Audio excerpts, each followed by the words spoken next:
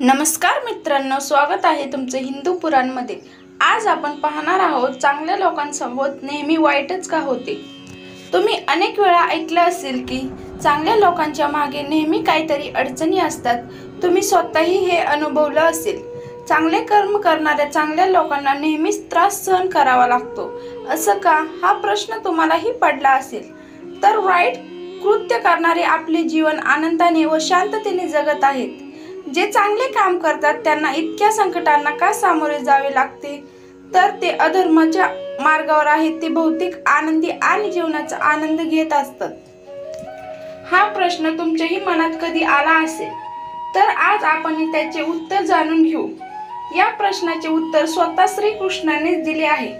हे उत्तर तेच आहे जे भगवद्गीतेत लिहिलेले आहे आणि श्रीकृष्णाने अर्जुनाला दिले होते। भगवद्गीतेमध्ये वर्णन केलेल्या कथेनुसार अर्जुनाच्या मनात जेव्हा जेव्हा कोणतीही दुविधा निर्माण व्हायची तेव्हा तो श्रीकृष्णाकडे जात असे। एकदा अर्जुन श्रीकृष्णाकडे गेला आणि म्हणाला की त्याला कशाची तरी काळजी वाटत आहे आणि त्याला श्रीकृष्णाकडून उत्तर हवे आहे। श्रीकृष्णाने विचारले, काय प्रश्न आहे?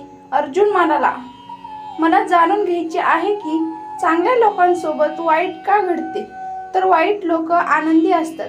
अर्जुनाच्या तोंडून असे शब्द ऐकून श्रीकृष्ण हसले आणि म्हणाले, माणूस जसे विचार करतो आणि अनुभवतो तसे काहीही घडत नाही, परंतु अज्ञानामुळे त्याला सत्य समजू शकत नाही। अर्जुनाला कृष्ण काय बोलत होते हे समजू शकले नाही। मग श्रीकृष्णाने त्याला समजून घेण्यासाठी काय सांगितले हे तुम्हाला माहित आहे का? श्रीकृष्ण अर्जुनाला म्हणाले, पार्था, मी तुला एक कथा सांगतो, ती ऐकल्यानंतर तुला समजेल की प्रत्येक जीवाला त्याच्या कर्माचे फळ मिळते। निसर्ग प्रत्येकाला स्वतःचा मार्ग निवडण्याची संधी देतो। आता तो मनुष्याच्या इच्छेवर अवलंबून आहे की त्याने धर्माचा मार्ग निवडायचा की अधर्माचा। कथेची सुरुवात करताना श्रीकृष्ण म्हणाले, एका शहरात दोन पुरुष राहत होते। एक माणूस व्यापारी होता ज्याच्या जीवनात धर्माला खूप महत्त्व होते। तो उपासनेवर विश्वास ठेवत होता। तो दररोज मंदिरात जात होता आणि दान धर्मही करत होता आणि दररोज देवाची पूजा करत होता। दुसरीकडे दुसरा व्यक्ती पूर्णपणे विरुद्ध होता। तो दररोज मंदिरात जात असे, परंतु पूजा करण्यासाठी नाही, परंतु मंदिराच्या बाहेर चपला चोरत असे। दान धर्म आणि धर्माशी त्याचा काहीही संबंध नव्हता। काही वर्षानंतर एके दिवशी मुसळधार पाऊस पडत होता। त्यावेळी मंदिरात पुजारी शिवाय कोणीच नव्हते।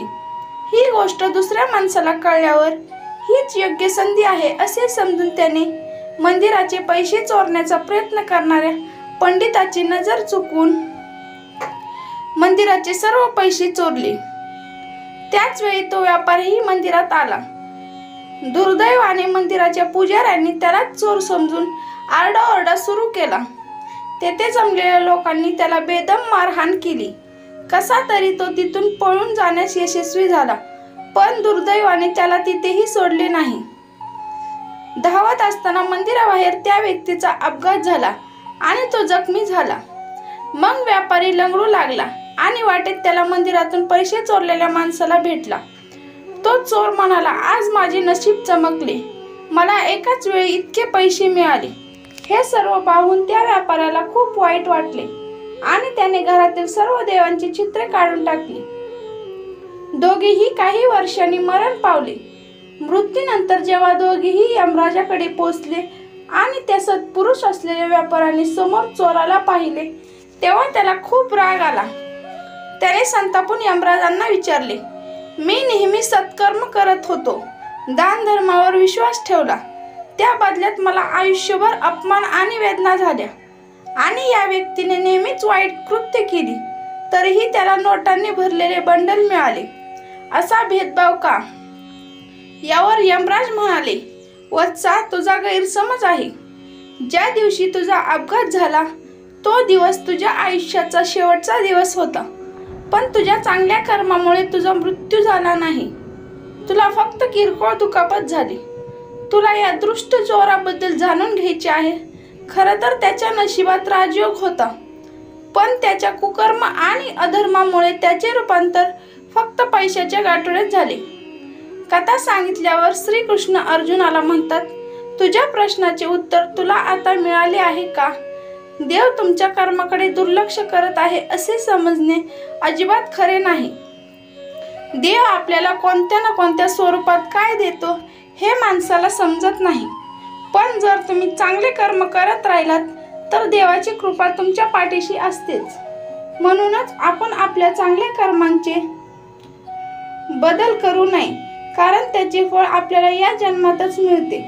म्हणूनच माणसाचे कर्तव्य आहे की त्याने नेहमी सत्कर्म करावे, कारण श्रीकृष्णानेही गीतेतही सांगितले आहे की कोणत्याही कर्म व्यर्थ जात नाही, मग ते चांगले असो किंवा वाईट. मित्रांनो, तुम्हाला हा व्हिडिओ आवडला असेल तर व्हिडिओला लाईक करा आणि चॅनलला नक्की सबस्क्राईब करा आणि व्हिडिओ कसा वाटला ते नक्की कळवा. धन्यवाद.